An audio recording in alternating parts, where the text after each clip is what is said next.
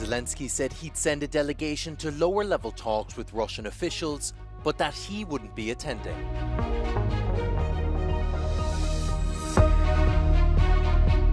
Estonia has warned that Russia is willing to protect its shadow fleet with military force. US President Donald Trump has been welcomed in the United Arab Emirates in what is the final leg of his three-nation Middle East tour. Ukrainian President Vladimir Zelensky confirmed that he sent a delegation to Istanbul for lower-level talks with Russian representatives, but said he would not personally attend. Zelensky said he agreed to Ukraine's participation in talks with Moscow out of respect for leaders from the US and Turkey. He added that Ukraine's involvement clearly demonstrated its willingness to put an end to Russia's war. Після того, як ми зрозуміли рівень російської делегації, ми бачимо, що вони, на жаль, дуже несерйозно ставляться до реальних перемовин. Поки що ми не бачимо серед присутніх ті, хто дійсно ухвалює рішення, хоча це була, хочу нагадати, пропозиція русських до прямих перемовин. The Kremlin has ruled out Russian President Vladimir Putin's trip to Turkey, saying the Russian delegation will instead be led by presidential aide Vladimir Medinsky. Zelensky noted that while Ukraine was represented in Turkey at the highest level, the same could not be said for Russia, calling into question its commitment to meaningful negotiations. As Ukraine and Russia meet in Istanbul for the first direct talks since March 2022, the absence of Vladimir Putin and his foreign minister Sergei Lavrov sends a clear message that Moscow is set to continue its strategy on Ukraine and the temporarily occupied territories, especially given that Russian delegation is led by Vladimir Medinsky, one of the key ideologists of Russia's full-scale invasion and its 2014 annexation of Crimea, says Ukraine's president permanent representative in Crimea. Це є продовженням політики, яку Російська Федерація проводить весь цей час. Скажімо так, багато політиків, які зараз при владі в Російській Федерації, вони підтримували і всіляко сприяли тимчасовій окупації не тільки Криму, а й інших територій. Позиція стосовно тимчасово окупованих територій, якщо йде таке представництво, вона звучатиме, напевно, і є певна позиція Російської Федерації, яка транслюється навіть таким чином. While putting pressure on Ukraine to accept territorial concessions, Donald Trump said a few weeks ago that, quote, Crimea went to the Russians in 2014 and it will remain with Russia. Although surprising, these statements do not have much significance, Olga Kurishko said.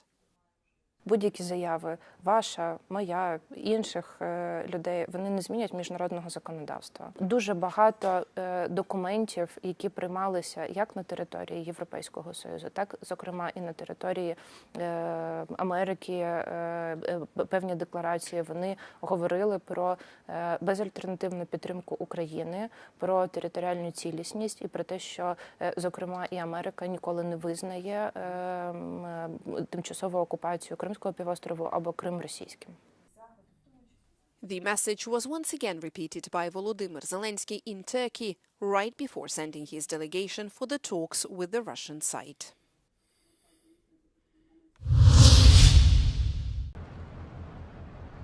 Estonia has warned that Russia is willing to protect its shadow fleet with military force.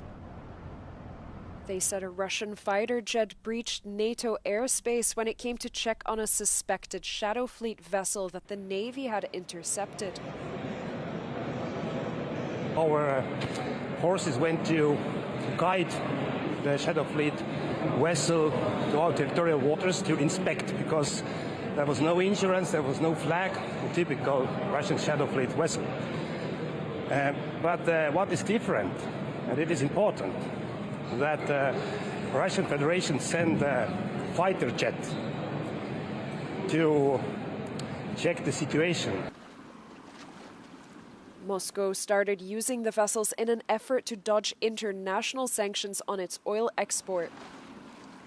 Europe has been targeting the ships by issuing sanctions against Russia, as they fear the vessels are capable of oil spills resulting in environmental catastrophes. U.S. President Donald Trump landed in Abu Dhabi on Thursday for the final leg of his 4-day visit with Gulf allies. The president had a productive 24 hours in Doha, and his message to the world is that the United States is stronger than ever. He's also confident a deal with Iran could be reached, with Qatar leading negotiations between the two countries. On Thursday, President Trump met American troops at the Al Udeid Air Base in Qatar, the largest U.S. military facility in the region. In a speech, the president said Qatar will invest $10 billion in the coming years to support the base. During a state dinner on the outskirts of Doha Wednesday night, Trump said he urgently wants to make a peace deal with Iran. He also praised Qatar's efforts for using its influence in what he called very serious negotiations. Trump echoed this sentiment at a business roundtable on Thursday. Would like to see if we could solve the Iran problem in an intelligent way as opposed to a brutal way. There's only two, intelligent and brutal. Those are the two alternatives. I want them to succeed. I want them to end up being a great country. In return, Qatar's Emir Sheikh Tamim bin Hamad Al Thani asked the president to use American pressure to bring peace to Gaza. Mr. President, your involvement could catalyze a breakthrough where others have stalled, but only if done in concert with serious partners. Qatar brings the channels, the access, and the credibility. The United States brings power, leverage, and global weight. If we act together, we have a real shot at ending the bloodshed and restoring regional confidence. On Wednesday, the two leaders announced a series of economic and defense deals the White House said will, quote, generate an economic exchange worth at least $1.2 trillion. Upon arriving in Abu Dhabi, President Trump was met by UAE ruler Sheikh Mohammed Al Nahyan. He was given a traditional welcome similar to what we've seen in Qatar and Saudi Arabia. With 24 hours left on his GCC tour, the president seeks to boost the business deals he's already made. Adil Halim, Euronews, Doha. UK Prime Minister Keir Starmer on Thursday announced plans for return hubs abroad for rejected asylum seekers awaiting deportation. Speaking in Albania, Starmer said talks are underway with unnamed countries, calling the hubs an important innovation. He ruled out Albania as a host, as Albanian Prime Minister Edi Rama called his country's similar deal with Italy a one-off. However, reports suggest the UK is considering other Western Balkan countries. Very much welcome, Prime Minister. Starmer linked the plan to UK-Albanian cooperation, which he said cut Albanian small boat arrivals significantly.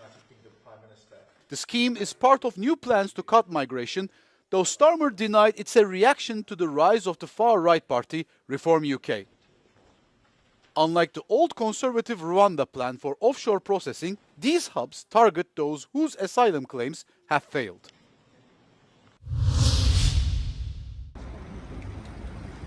TikTok's advertising database is in breach of EU online platform rules, according to a preliminary report released by the European Commission. Under the Digital Services Act, large online platforms need to have an advertising database in place, so researchers can detect scams and hybrid threat campaigns. The Commission's investigation found TikTok doesn't provide necessary information about ad content, users targeted by ads, and who paid for them. TikTok can now defend itself by examining the documents and replying in writing.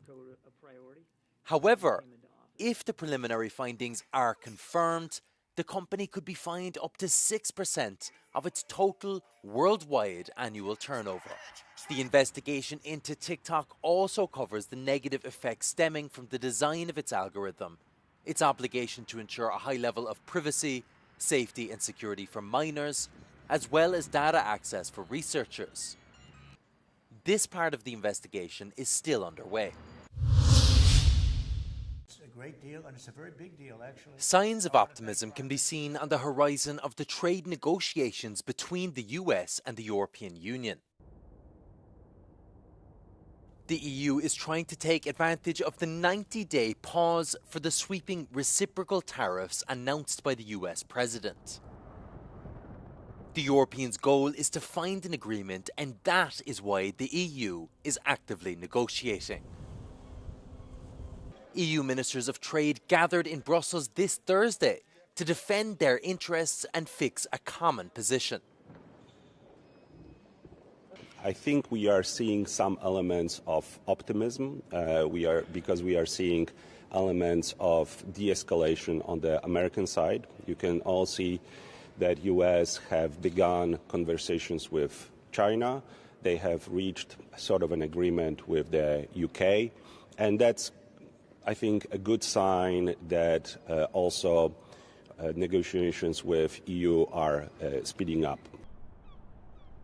But the EU wants to be ready for all eventualities.